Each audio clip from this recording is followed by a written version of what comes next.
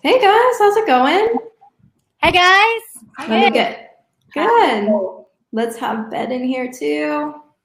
There he is. Hey. Hello. Hello, everybody. Thank you guys so much for joining our panel today on differentiating your brand. I know this is going to be an amazing conversation.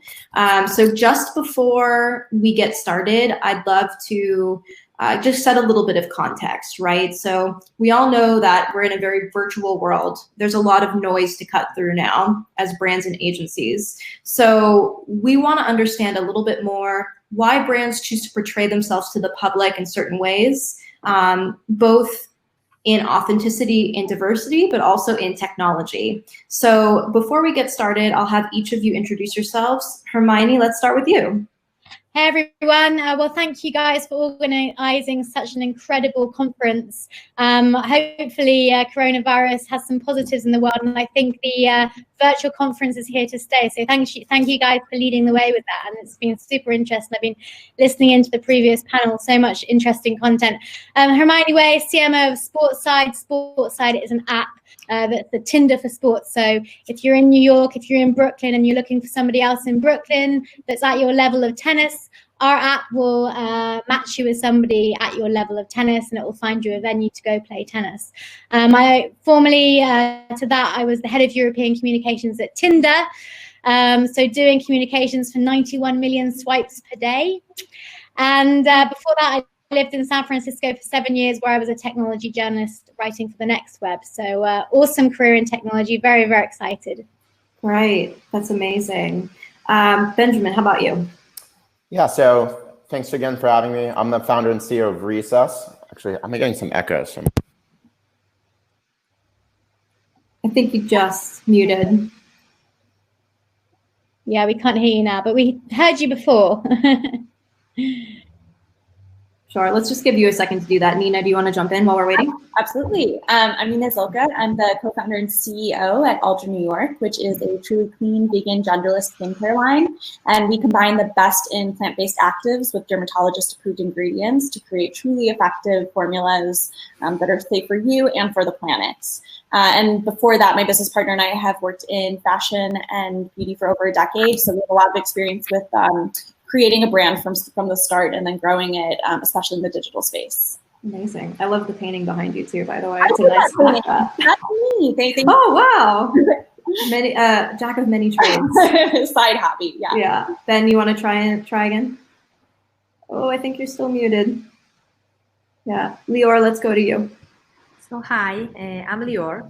I'm the head of marketing for EditorX, and EditorX is a web creation platform from Wix made specifically for designers. It supports responsive design with approachable CSS technology. So, and all this is also integrated to the business solutions by Wix, including online store, blog, marketing tools, also development capabilities. So basically web creators can go and create online and do the most advanced and complex websites for any business out there. And I'm super happy and excited to be here today and looking forward to our discussion. Yeah, for sure. Ben, you want to try one more time? Yay, yeah, we got you. Okay. I can just hear myself in the background. I don't know why. You sound fine to us. Well, just ignore yourself. Yeah, so Recess is a consumer wellness and lifestyle brand that creates products and experience to help people feel balanced, centered, and inspired so they can be their most productive and creative self. You might know us for our first product, which is a line of sparkling water infused with CBD and adaptogens to help you feel balanced and relaxed. And kind of the vision is to kind of create a whole platform of products over time and a lifestyle brand on top of it. Amazing. I believe that. We all do, right? Well, thank you guys so much for being here today. Like I said, we're going to be discussing how to sort of differentiate your brand and stand out from the crowd. Let's tackle the first broad topic, which is authenticity. So Hermione, let's start with you. How has the environment for brands and your industry changed in recent years? Well, I've been living my life online since about 2005, and the landscape has completely changed. So, we've gone from the glorified selfie where, people were getting hundreds of millions of followers for sharing glamorous selfies of themselves in exotic locations. And in 2020, I think this has really changed. And actually, brands and individuals that do this are not getting engagement and they're not getting followers. And it's actually the authenticity and the real life and sharing your imperfections, which is getting traffic now. So the internet has totally reversed. Social media has totally reversed. And if you're building a brand and you are not campaigning for something, or you're not doing activism as your core brand values, you will fail. Because let's face it, humans are not perfect. We're all struggling. Every human has a struggle. People are over the perfect life because we all know everyone can stick a filter on it. And if you do try and portray that, you will get sniffed out on the internet. So you can't fake it anymore as a brand or an individual. You have to get real. And actually, the posts that get the most traction are the ones that are getting super nitty gritty real. Because let's face it, life is nitty gritty and it's tough. Yeah. So it's interesting times. Yeah, Lior, I know obviously Wix is a global company, and you guys have seen a lot of change in just the product that you do, creating this accessibility to tools. How has that landscape sort of changed in the past few years, in your opinion? So I think that websites and web applications are becoming more and more important and critical for businesses in today's world.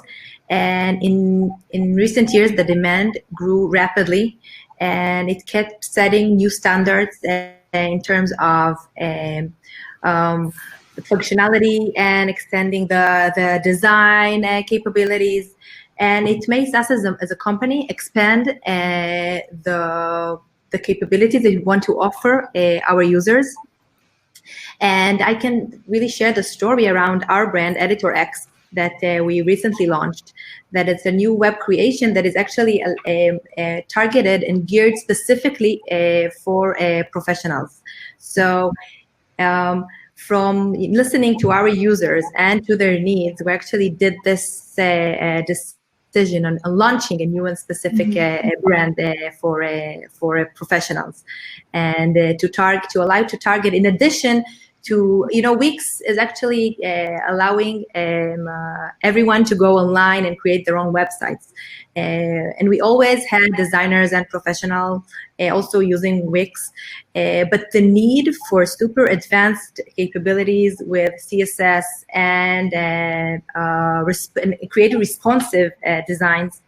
So this is something that was part of our communication with our users, and really listening to what their needs and this unique and special brand for them. Right. And Nina and Ben, you guys both come from the product perspective, right? So Ben, how has that landscape kind of changed for you in the last few years? Yeah, so when I came up with the idea for Recess about 2.5 years ago, I didn't come from the beverage or CPG space. In fact, I didn't ever know a single person that had ever worked in the space. Never even crossed my mind to look at it. I came from Silicon Valley and spent 7 years in the early stage technology community. But the main observation I had about beverages is that they're arguably the most brand driven category on the entire planet due to their high frequency of use and purchase and the massive distribution you get, which is kind of marketing for the idea itself. Right. But none of the beverage brands were really digitally native, right? And so you'd see, and so the framework I've had is, in the past, beverage brands were built in the shelf and on the aisle. Today they're built, on your phone, and that would change everything. And that the CPG industry really looked at, digital as an opportunity to sell incremental cases through Amazon and completely ignored Instagram. And it was pretty shocking to me, to be honest. Right. And the thing I notice about the most successful and enduring beverage brands is that, they're really marketing an emotion and kind of aligning themselves with a community. So in the case of Red Bull, they're not marketing caffeine and taurine. They're marketing Red Bull gives you wings and creating a media company basically for the action sports community that is monetized through selling cans instead of ads. Gatorade, the same thing with professional athletics. We're doing the same, focused on creatives. So designers, musicians, fashion, artists. And so we've really been focused on creating content that speaks to them, that they want to engage with deeply and share with their friends. Yeah, that's amazing. And Nina, about for yourself? On driving authenticity. Yeah, just how the industry has changed for your product over the recent years. Yes, I think going back to what Hermione said, I think there was a real, when we first started, there was this real idea for Alder, and this was even in just the beginning at 2016, that we had to pretend we were bigger than we are. And there was this was the time of like the VCs, which I think we're already starting to see a bit of a backlash towards. So at the time it was all about pretend you're bigger. And what we're really seeing now is that it's actually an advantage to really highlight our individual brand and how small we are, that we're independent, and really focus on the founders, which isn't necessarily my natural inclination. But we're finding that customers are really drawn to knowing the real values behind the brand. And going back to what Hermione said, they will absolutely sniff it out if it doesn't feel authentic. So I think it's actually been wonderful because it means that you can really just own the brands that you have without trying to pretend that it's something bigger or flashier than it actually is. And that speaks really well in this moment on the internet. Well, let's dig into that idea of authenticity, right? Hermione, let's start with you. How do you make sure that your business or your brand is really aligned and authentic to the community that you're serving? Yeah, so I joined Tinder in 2015, and by the time I joined, it was already a household name and a global brand. And when I came in, Tinder was generating negative headlines like Tinder blamed for rising STDs amongst millennials. Tinder gives rise to date rapes, and terrible headlines. So we thought, how can we change brand perception to one that actually matters? So the three big campaigns I worked on. So the first was I had to go around Europe and I had to find all the Tinder babies that had been born in Europe, which, by the way, now is hundreds of thousands. So I had to find all the Tinder babies that were born to parents that met on Tinder. Most of them married, some not. And I had to retell those stories in the press. Because, instead of those negative headlines, we were saying, look, this app is actually making life. It's not just a hookup app. It's one that actually, does something really good here. The second campaign I worked on was with the National Health System in the UK. So they came to us at Tinder and they said, look, 11,000 people died last year because they couldn't get an organ donation match for a kidney or for an organ. And, we're struggling. We're having a really hard time reaching the 18 to 35 age group, which, of course, is the age group that Tinder has millions of users. It's like, can you help us? So we ran this incredible campaign for the NHS where for a 2-week period, you'd be swiping through your prospective dates and a celebrity profile card would come up and it would say, it's a match. If only it was that easy to get a match for an organ donation. And then it had a link where you could sign up to donate your organs if you lived in the UK. And we launched it as a big press campaign. It was covered on BBC, Daily Mail, every news outlet in the world. And within the first 24 hours, we had about 50,000 sign-ups for people in the UK to donate their organs. And it was the biggest driver for people to donate their organs in the history of the National Health Service in the UK. So amazingly successful. And, it was technology for good. And the headlines that it generated were authentic and real. And people really changed brand perception of Tinder through this campaign. So I think that was really in 2015, 16, that was really on the cusp of this change in social media. I think if we could have gone out now with what Tinder started which was, hey, let's get drunk and party and have Tinder downloaded on your phone, that would not go down well now. Right. Because the landscape has changed and it's all about activism now. It's all about championing women's voices, Black Lives Matter, trying to actually change the world versus pretending to change the world. Yeah. Ben, I want to go to you to ask the same question because I know you talked about how you're targeting creatives and maybe even people who work, in more of like a creative tech space. How do you do that? And how do you approach that in an authentic way? Because I know for sure I've responded personally to seeing Recess on Instagram, right? So like, how do you tap into that? Yeah, so I think the overarching idea of Recess is this idea of an antidote to modern times, right? The basic piece I had is like the world's going crazy and we all need a recess. Yeah. And what I observed around CBD was everyone was, basically marketing the ingredient and not the feeling. And I look at CBD as the caffeine of the 21st century, basically. Who are the biggest caffeine companies again? It's Starbucks, it's Red Bull, it's Monster, it's Coca-Cola, and they're not marketing caffeine. They're marketing how it makes you feel. And that kind of led to like we can to feeling, right? Which is kind of another like overarching tagline of ours.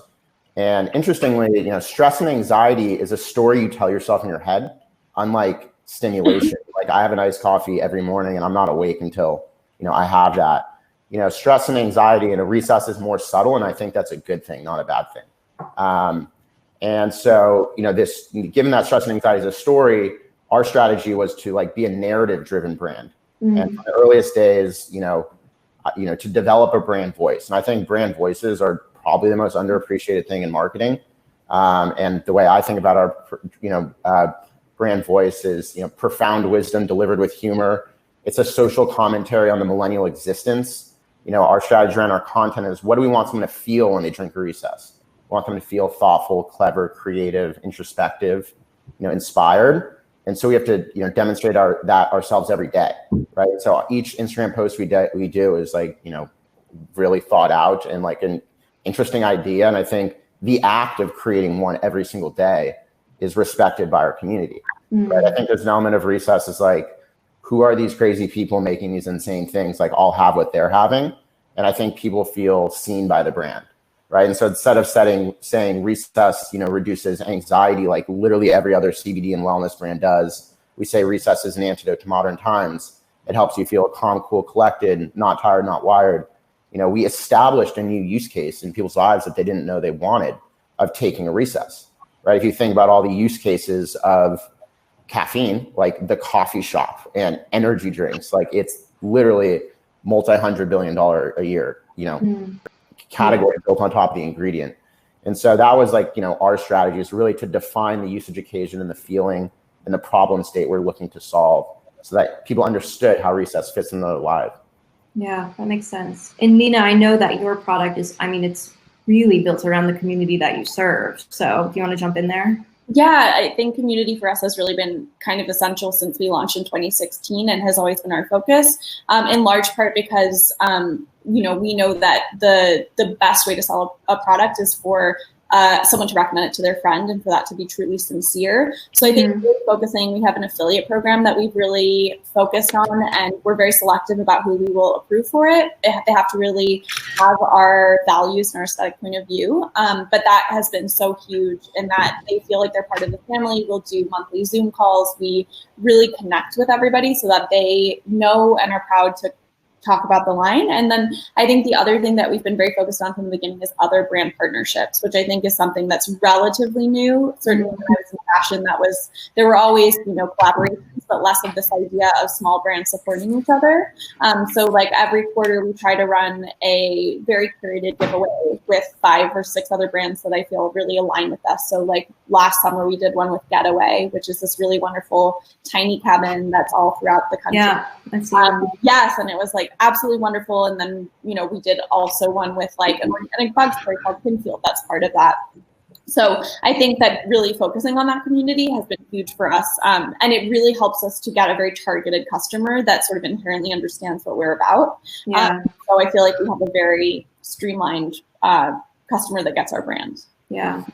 Lior, you and I were talking a bit last week about how brands can tap into specific moments in time, but still be authentic to their brand. And, Fiverr has done this too. And we were talking about how Wix and Fiverr are similar in that we are an online platform that helps businesses digitally transform. And there are a lot of businesses now who need that digital transformation, right? So can you speak to that a little bit and the launch of this new product? Yes, for sure. So, of course, these times of everyone being at home and not able to run their business as usual out there, it really got everyone online.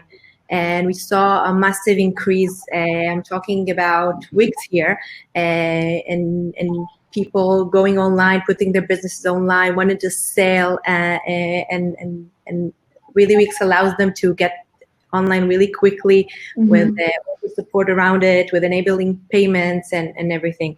And I must say that actually the launch of Editor X that just happened on Tuesday, right? Yeah, 2 days ago. Yeah. Basically, we unveiled Editor X in February, and it was as a closed beta until now, and now it's open to the public. So the timing was not planned, of course, and in February we really planned to launch in the summer, but it really turned out as the best, timing that we can now provide designers and professionals really the best tools so they can create for their clients a super advanced website and support all these capabilities.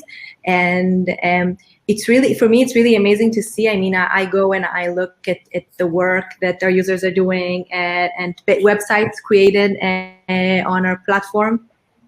And I see that how many different and diverse crowd we have out there, and this is really amazing. And I think that also for professionals that sometimes were dependent on other expertise. So now we're also able to create everything on our platform. I mean that designer, if he wants to go and create a website, would need a developer or other resources. So currently, I see this capability and their ability to create without needing a developer is coming out as really professional and complex creations. Yeah, I think it makes sense because, well, one, it's accessibility, right? So in terms of timing, it's great because there are a lot of people who are making this shift to the online space who need that accessibility. They need the ease of resource. So I think that's great. And Hermione, I know you talked a little bit about the campaign you did with the National Health Service with Tinder. That was almost like tapping into a moment, right, in time, but in an authentic, organic way. Do you have another example of that, either from Tinder or from Sportside? Yeah, so at the moment at Sportside, we're running this campaign called the Gender Play Gap campaign. And the idea is that women in sports, every single level, get paid about more than 10 times less, and it's unfair. And so how can we level the playing field? What can we do? A lot of it stems from circumstance. For example, I can't go to the gym and train now because I have 2 small kids that are probably driving my partner nuts right now. But yeah, there are these differences between the sexes, and what this leads to in the industry is not fair. So we're bringing on board partners, and we're bringing on board wonderful women who are the professional bobsleigh, Vicky Williamson. We've got a volleyball player from New York. And these women are campaigning and being activists with us to grow their brand and our brand, and it's a cause that we both believe in. And if we want to have women using Sportside, we need to reach out to them, and we need to make them pay attention, and we need to say, hey, we are here for you. I think now more than ever, people are expecting brands to support them, and the way we work as startups now has changed completely as well. I mean, people expect a lot more from the companies they work for in terms of paternity leave, maternity leave, things like that. So the shift is the right name for this conference, because we are in a complete shift at this point in time, and it's really exciting. I think the internet is the great leveler, and I'm going to go deep and say it's like collective consciousness. We're thinking together. We're having a live. Beth, I have a window into your life in America. Benjamin, I have a view into your life through the social media you post. So because we all have these views into each other's lives, it's becoming the great leveler. And if your brand, as I said before, is not standing something, you're just going to get lost in the noise. Yeah. I don't know if I answered your question, but yeah. Yeah, no, you did. Let's talk about diversity a little bit, because you touched on, equal rights for women and men, the gender gap. Nina, I think that you're in a particularly unique position to speak to this because your brand is very diverse. So why does that matter, diversity, from a marketing and branding perspective? Yeah, I mean, I think it's so essential. I think it matters.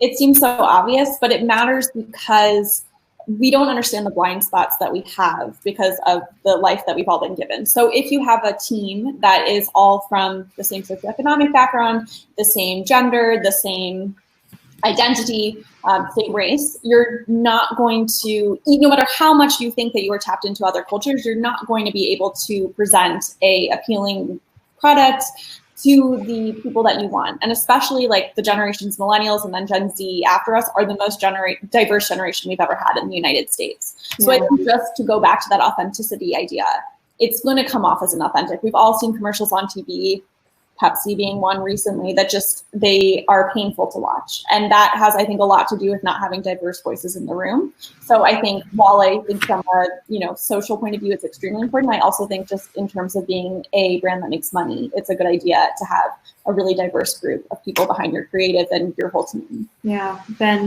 do you want to add to that? Yeah, I mean, I think, when you're building a beverage brand in particular, by definition, you're trying to become mass market, right? I really do think Recess can be as big as Red Bull one day, right? And so by definition, it has to be able to speak to many different types of people in many different geographies and different communities that have different passions and issues that they're dealing with. And our team has been fairly diverse from day zero. I have to say, at the earliest days of Recess, it wasn't even something that we deliberately designed for. It just happened organically. I think we've been mostly women from the launch, and we've had a number of people of color within our organization. And now that we're more stable, it was based on my apartment, when we launched, it's becoming something we're focusing even more on. We're getting very involved on the issue of people that have been, incriminated for cannabis issues, people of color, and the unfair treatment that, the system has, a dispensary in California being designated, an essential business, yet people are still in jail for getting caught with marijuana 3 months ago, and the absurdity of that. And actually that issue has really slowed down recreational marijuana legalization in many states. Because they're having, who's going to get those licenses and how do you square that with what's happened in the past, right? And so there are a lot of, issues specifically within cannabis, which I don't think of Recess as a cannabis company, but, we certainly are. I'm very involved in the regulations around, CBD, and there's just a lot of underlying issues there. And so that's an example of us becoming much more proactive, given our platform. Another campaign, we do, given that we're focused on, creatives. We just did, we did a drop with this streetwear brand in Brooklyn called Extra Vitamins, and all the proceeds went to the Freelancers Relief Fund. Given that we're focused on creative, there's been a lot of creatives that, have been laid off throughout this period, and we want to be able to support our community, right? Mm-hmm. So those are kind of two examples of recent initiatives that we've done. Yeah. The next question I want all of you to answer, but I'll start with Leor. Let's talk about what brands can do to reach a more diverse audience. And that can be anything, gender, sexual orientation, age, but also nationality. Again, because Wix is global, how are you able to access that global audience? So I really think that most of the time brands and audiences, and their audience gather around a common interest and a common area of expertise. And by strengthening this interest and that common thing that they do, that's the best way to empower your team and your audience and to allow diversity.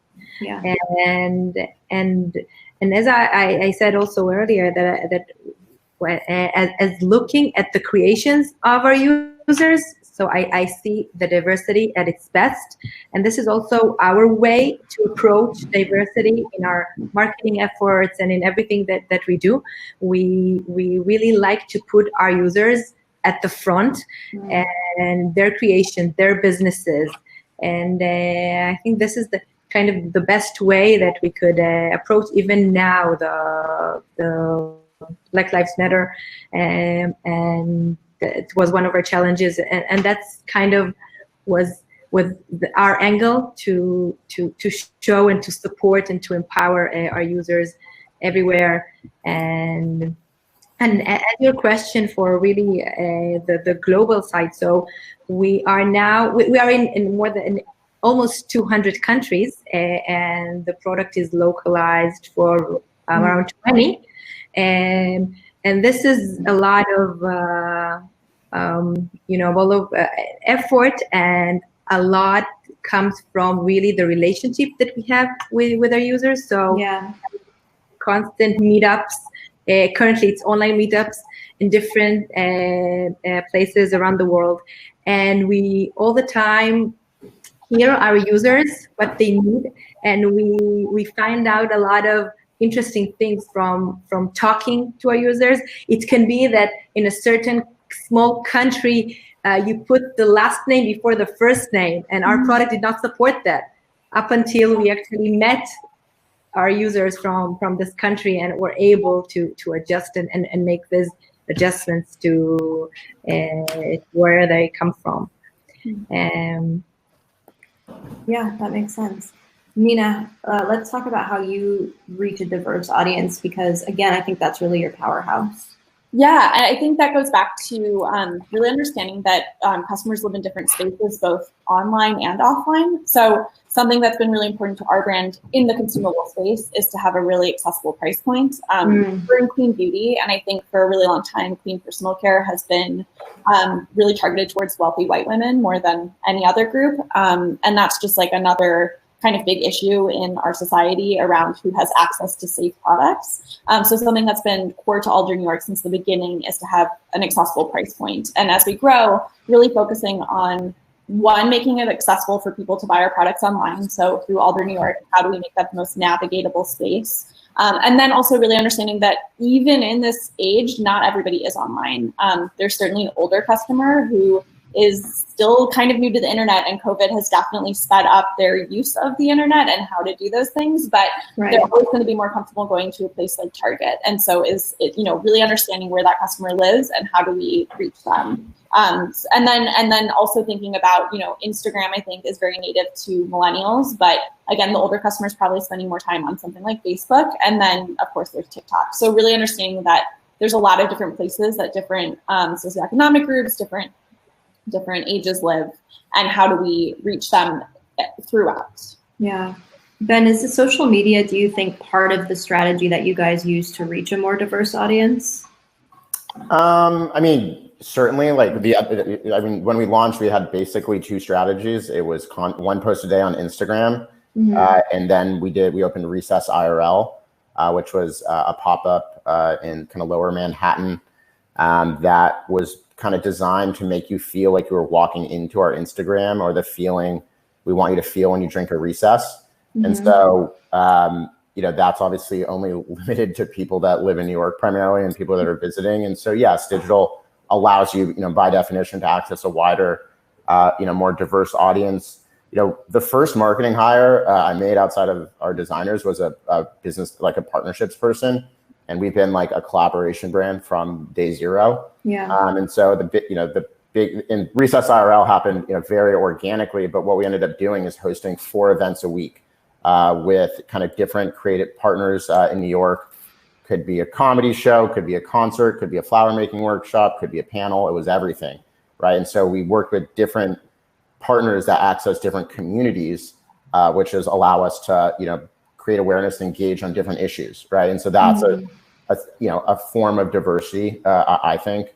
And you'll see us do a lot more, right? We're just really, I'd say of the creatives we're speaking, it's almost like we're just speaking to designers right now, right? And you're going to see us kind of expand. And I think the challenge with Recess, so to speak, is it's going to become like a national brand. So how do you speak? And I think the thing about content is, like, if you're speaking to everyone, you're speaking to no one, right? And so the value proposition of Recess is universal, right? And our people that buy it from a geographic and psychographic perspective are much more diverse than you would think just looking at our Instagram. But similar to Red Bull, if you look at Red Bull's Instagram, it's exclusively action sports content, right? I would imagine 95% of people that drink Red Bull don't even care about action sports, right? But it's effective at creating the association with what Red Bull does, right? And creating that initial velocity in their core communities and being able to go deep, right? And so I just think it's really important to remember you cannot speak to everyone. You can speak to different types of people, but more aligned on interests, right? Not just, random things. So yeah. Hermione, how do you handle reaching wider audiences too? Because I would imagine for sports side, you're trying to target a pretty active community. Is there any approach to targeting people who maybe wouldn't necessarily be in those circles? Maybe they're not as active, but they have the potential to be? Yeah, so there's definitely two user groups. So the first is people who are more active that already play sports or have played sports in their lives. And the other is the couch potato or somebody that doesn't like to move so much. Where an app that could match you with somebody also looking to play sports would get your butt off the sofa. So yeah, like the number one reason why people don't play sport in the world is because they've got nobody to play with. So our app solves that problem. And, we all live in a global society, lots of people, we all move around a lot to different places. And I moved back from San Francisco to this English town and I don't know anyone, right? So, our app solves that problem of matching you with somebody in your area looking to play sport. But there's definitely two different messages, the one that needs to go out to, and when we target on Facebook as well, we target different things and different likes as well. So there's that user base that is already sporty, but the user base that, wants to play more sport, but then maybe they're a bit shyer or they don't want to play because they haven't got anyone to play with, or they just haven't been exposed to a sport before. Yeah, that makes sense. So we never make it about us. It's not about us at all. It's about the community, and it's about who we're bringing on board and who who's involved in our community. So, for example, we just sent out a post today about the gender play gap and about how women are played less in sport. And a mum commented on one of our posts. I think her name was Emma. She was like, yeah, this is so true. Since I've had children, I've been like stuck at home and my husband can go out to the gym, but I can't. And it's just a lack of time. And it's a really real big shame because before I had kids, I love going to the gym, but I can't afford additional help, childcare. And I just sent that screenshot of that message. And I said to our designer, can you turn this into a graphic and we can repost it on our channels? So it's not about us, it's about the people that are engaging and having the conversation. Right, that makes sense. I think today too, we all feel that we're all online, right? So we're all being targeted by so many things all the time. We're getting a lot of exposure. There are a lot of people now who are feeling screen fatigue more than ever because we're on our screen all day, every day, right? So do you think it's harder now to cut through the noise? And how do you navigate that? What tools do you use to cut through that noise? Nina, let's start with you. I definitely think in the last month or two, it feels harder to cut through the noise. I think there was a moment right when COVID happened where I felt like we're very online and kind of excited and maybe discovering things that they hadn't. And I think everyone's just really tired now. And also it's warmer out, at least in most of the places in the US. So it's a chance for people to kind of take a break. So I think for us, and this is very particular to, again, a consumable good, but we're very focused on creating products that really work for the season. So this year we had planned out for a long time to make a hydro mist that is all about refreshing. And we're very lucky that the ingredients we chose and the way that we thought about it was all about a reset and taking a break, which also works really well in terms of taking a break from your Zoom call, taking a break to go on your fire escape and spray yourself or after right. And so another thing that we've been able to do, we have found, and I think this is true kind of throughout the board, that customers are very interested in user-generated content. They're tired of seeing really smooth visuals created by an ad agency. So we were able to ask our customers who are using it to share videos of them, and it could be on their iPhone. It didn't have to be some sort of high production value. And then we were able to share those across our platforms, and that performed really well because I think, again, it's something that people can relate to and feels very... something that they're comfortable with that isn't tired. Yeah, that makes sense. And Lior, you just launched a product this week. Did you think that it was sort of harder to get the press around it than it has been in the past, since the press is so focused on, COVID-19 and everything that's happening? What was that process like? Was it more difficult? Okay, so yes, thank you. I think it's a good question, and it's really the things that I dealt with in the past few weeks, let's say. And the way that I see this launch is actually a beginning of everything that we are now going to do, because our audience is web designers, and they are on the internet, on social channels. I mean, this is the way and the place where they look up for things, where they want to find out how to do stuff that they did online. So this is the place that where they are, and we want to be there. We want to be there to answer their questions when they have it. We want to be there to provide the best content in order for them to learn how to use our tool, because EditorX is a super advanced platform. It's not something that you can just play around and hope you have in an hour a website live. It has the learning curve.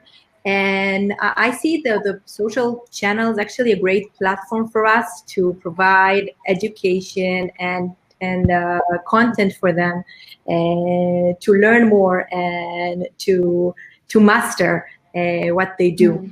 Yeah, that makes sense. Let's talk about social media strategy also. I mean, Ben, obviously you have a huge presence on social. Has it changed the way that you think about your branding, like kind of chicken or the egg, right? Did social media make your branding the way it is, or did you brand and it just happens to be good for social media? Yeah, so the way I think about it is, I think basically digital fundamentally changes brand architecture, right? When you think about Pepsi or Coke, it was a name that existed on a can that exists on the shelf. And that may be a good example or a bad example because that broke through. But most CPG products are just a name on a package on a shelf, and they don't stand for anything. So as a result, that doesn't translate well to social, right? And you look at most CPG brands, frankly, they're just posting different angled photographs of their product every day. I'm like, how is that valuable content for a consumer? And you're not saying anything. So I think it's really important for a brand today to have a perspective and to say something. And so someone asked a question down here, like what's more important, like design or great marketing? I think marketing, that might not be the right word, but I think, again, like copy and messaging and your brand voice is like fundamental, and you can't have design unless you have something to say.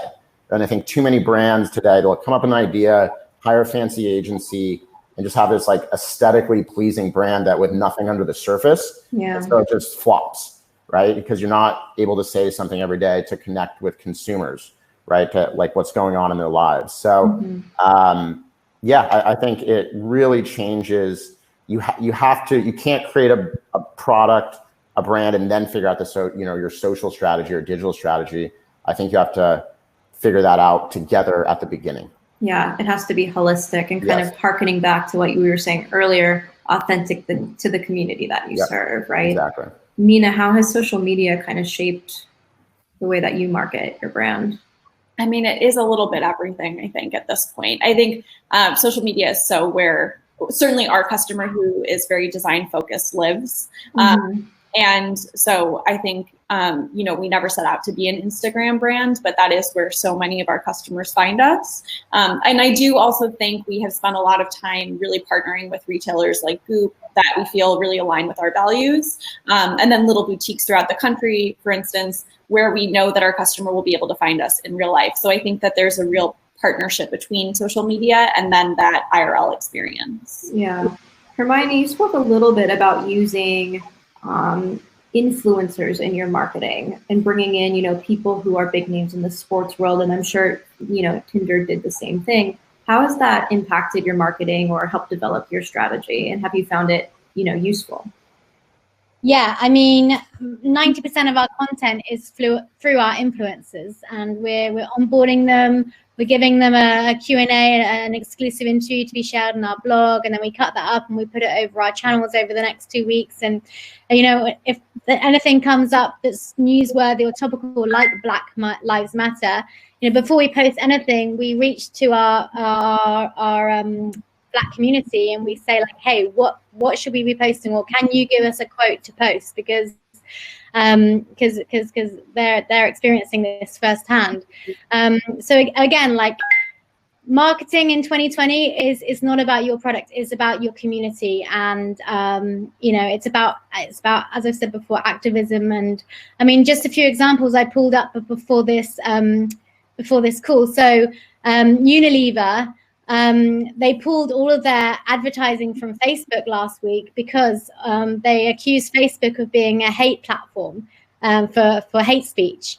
And if that isn't powerful, a big brand like Unilever, who's got Ben and Jerry's and a whole host of other brands, a company that big getting that political is a massive shift. It really is. And I was just on my LinkedIn before this, so let me just click there. So in Gucci and Vogue's latest modeling campaign, who have they put front and center? They put a Down syndrome woman front and center of their latest campaign.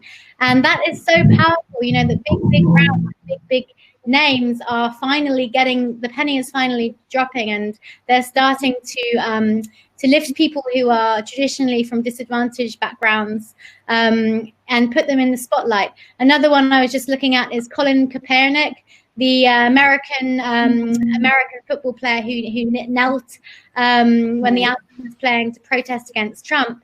He's just been picked up by Disney for a multi-million-pound contract. So this is the way marketing is going, and your brand has to be activated, standing for something. And the influencers that you bring on board to represent your brand, they're going to be your voice, not you. Yeah, that makes a lot of sense. I'd like to ask each of you kind of a fun question, and that is, what's a favorite brand of yours today, and why is it your favorite? Like, what are they doing in terms of marketing themselves that you really enjoy? Nina, let's start with you on that. Oh my gosh, you're starting with me. Okay, let me think about it. I really like the brand. I might mess up their name, but I think it's Smalls for Small. But it's a cat food brand, and I think that they've been very, very smart with their marketing in that there's an Instagram called Girls and Their Cats, which is very focused on like designing women with their cats in their homes.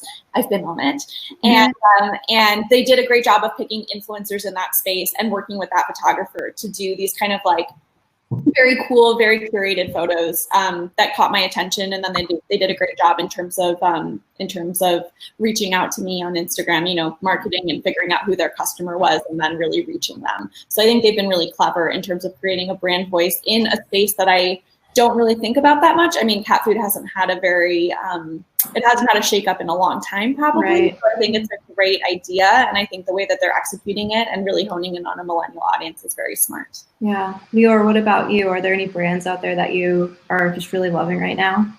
So first, I just want to say that due to a technical, very weird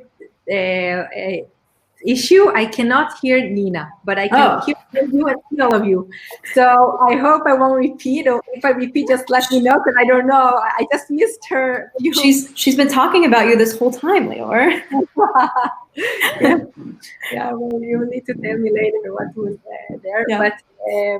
But actually, I would say that Spotify is a brand I really love, and it's mostly a lot of the fun and joy that I really relates to music. Mm-hmm. Also being exposed to a lot of artists, and that would be my pick. Yeah, that's a good one. What about you, Ben?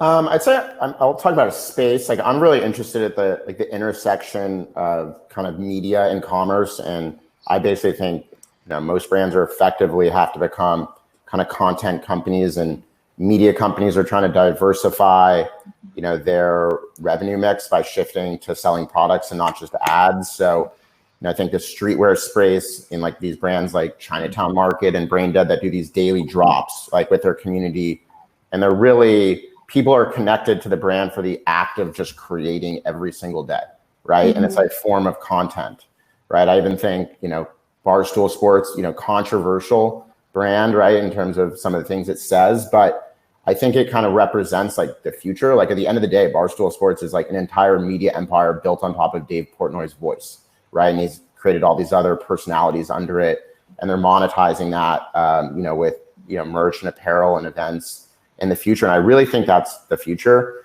One of my theories is that consumer brands are going to start to have multiple revenue streams because it just, in a digital world, once you have a digitally engaged audience, it's all about kind of feeding the flywheel. So you can create more content, more experiences, for them to engage with deeply and share with their friends.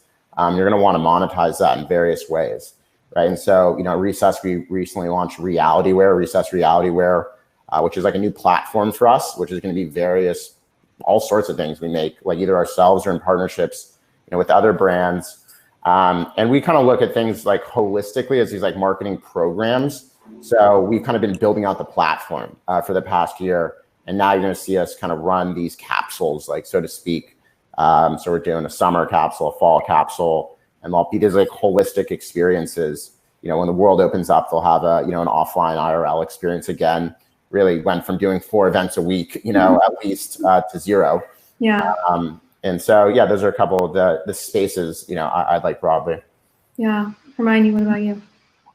I think big brands are getting really political and they're taking huge risks. I mean, I know that when we put a campaign out at Tinder, it had to be checked by about 50 people. So I can't imagine what big brands like Unilever are going through, and they're reacting really quickly to the news. So, for example, Facebook, there were news that they were letting hate speech and people advertise on their political brands, advertise for their benefit on their platform in a negative way.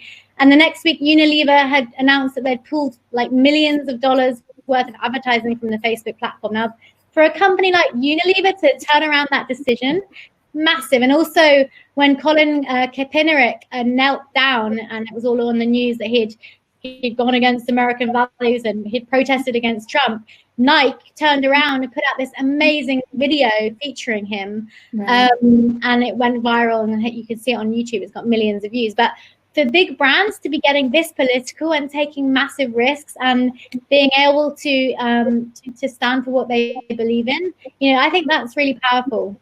Yeah, definitely.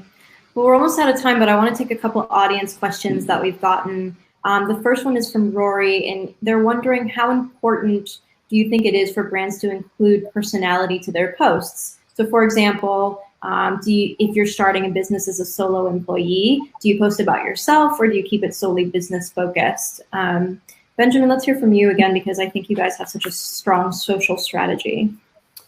Yeah, I mean, so it all goes back with you better have enough content to create every day, right? And it's just not good enough to just have lifestyle photography, frankly, anymore, right? So one thing that just kind of naturally happened is each of our flavors developed personalities, and it really just kind of happened. And then when we created 3 new flavors, which we just launched in May, we decided to really double down on that and define the new flavors as distinct personalities, which kind of represent like a millennial archetype, so to speak. And by doing that, we now have like 6 characters in the movie, right? And we can comment on various issues, happening in society, right? So when, COVID happened and everyone went into kind of quarantine, we took a step back and said, like, how do we speak to this, right? This is, the joke kind of is like, I knew the world was going to go crazy, but I didn't expect like a global pandemic as like the usage occasion for taking a recess, right? But we were able to like speak to all the issues we were all having in the recess way, working from home, stocking up on toilet paper, all sorts, Zoom calls, and just really, creating this tongue-in-cheek content, kind of somewhat, poking fun at the absurdity of it all. That example. Blood Orange doesn't believe in monogamy. Love that. Yeah. And it has an extra chakra. So. Yeah, that's great. Mina, when you started out, did you post about yourself ever, or was it strictly just the brand aesthetic? Yeah, so like I was saying, when we first launched, we never posted about ourselves. And I think there's been a real shift in just the past, 2 or 3 years, where people really want to know who the founders are and who's behind the brand, who's creating it, is it authentic? So I would say now is like the perfect time to really embrace who you are and really kind of even talk about your struggles with launching your company. People are really interested in that. And I think it is, that the more authentic you can be, the more people are going to resonate in a way that I haven't seen on the internet in a long time. Yeah. Another question from the audience is it more important to just start your company ASAP or to spend the time really perfecting the branding? And Lior, I want to ask you this from a product perspective. So when you were launching Editor X, was the branding like the thing that you thought about first, or was it product first? Okay, so the answer is for sure a product. So as Editor X is first and foremost a product company, product group as part of the Wix company. And Wix is a product company, so our product is always coming first. And so for me, the answer for the question is definitely go out once you have the product ready for users to use it, to enjoy it, to really benefit from it. Go out there. I mean, I think that the story of your brand is actually evolving from the product and what it really gives to your audience and clients and customers. So that's, for me, the right way to go. Hermione, same question for you, not so much from a product perspective, but as a brand perspective. I know you do some consulting as well. How important is branding before launching the company? Well, I think it goes both ways. You know, you can either launch without a brand, but then you have to find your voice, or you can launch with a strong voice, but then you have to find your brand values. As Nina said, I think the shift has happened and people are wanting to see the inside of your company inside out, so the guts, the blood, the tears. They want to know like what's happening in the office. They want to see the office dog, and everything that they see on stories, you know, speaks to your brand's values. Yeah. And how do you think branding will evolve like over the next 5 years? I think it's going to get more political. I think more people around the world are going to become entrepreneurs, and you know, everybody has the power to build a brand with the internet, but it is going to become more political. And if your brand can be the leveler and give a voice to underrepresented people or underrepresented communities, that's where you're going to win. Yeah. Ben, do you agree with that? I agree, and I mean, I think going back to the original question, I think anything with advice is, I think the best advice for startups is that there is no generic startup advice, right? And, you know, building a beverage, like you have to invest in the brand, right? It has to exist on the shelf. It has to drive velocity. Retailers have to be interested in it. So if you're just, you know, selling a bottle of liquid, you know, with no brand investment into it, it's not going to work. So like, what's the point, right? Versus other categories, you know, more of a MVP type approach, you know, makes sense. Maybe a digital product, you want to, you know, get up quickly and validate whether you're getting, you know, some initial, you know, validation that, you know, there's consumer interest in it, and then, you know, allocate more resources to it. But, you know, in a food and beverage product, you can't deliver something that doesn't taste good or that is unsafe or that, you know, frankly, doesn't have a brand associated with it, because it's going to flop most likely. Sure. And so I just think it's really important to really understand, like, what are you trying to do, right? Like I at Recess was like, I'm trying to build Red Bull, right? From before I launched, right? And so that led to a certain strategy that wouldn't make sense, you know, if you're building the 200th kombucha company, frankly, right? But when you're creating a category, it requires a different business plan. And I can tell you, a lot of people in the beverage industry thought I was insane for, you know, having people doing Instagram. So like, why aren't they out in the streets selling? I'm like, trust me, this is how it works today. Yeah. And it was like, it's still shocking, like how behind like the CPG industry is around brand building. And I think the playbooks of the past are not going to work anymore. I mean, I think that's really powerful advice for us to end on. Just like really know what you want to do, because that's going to be authentic. That's going to help drive your branding. It's going to help drive your social strategy, who you partner with on an influencer marketing level. And it'll really just help you have a strong narrative. So thank you for that. And thank you guys so much. I'm sad that we have to wrap it up. You've all been lovely. Thank you so much for talking with us today. I know that everybody really loved this chat, and we'll all talk soon. Thank you. Cheers, bye guys.